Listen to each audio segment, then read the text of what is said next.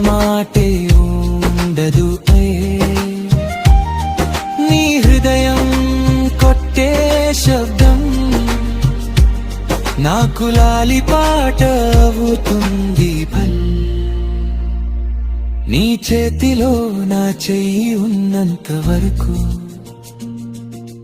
ఈ ప్రయాణం ఆగదు నీ ప్రేమే నా జీవితం ఇంకొవ్వరు అవసరం లేదు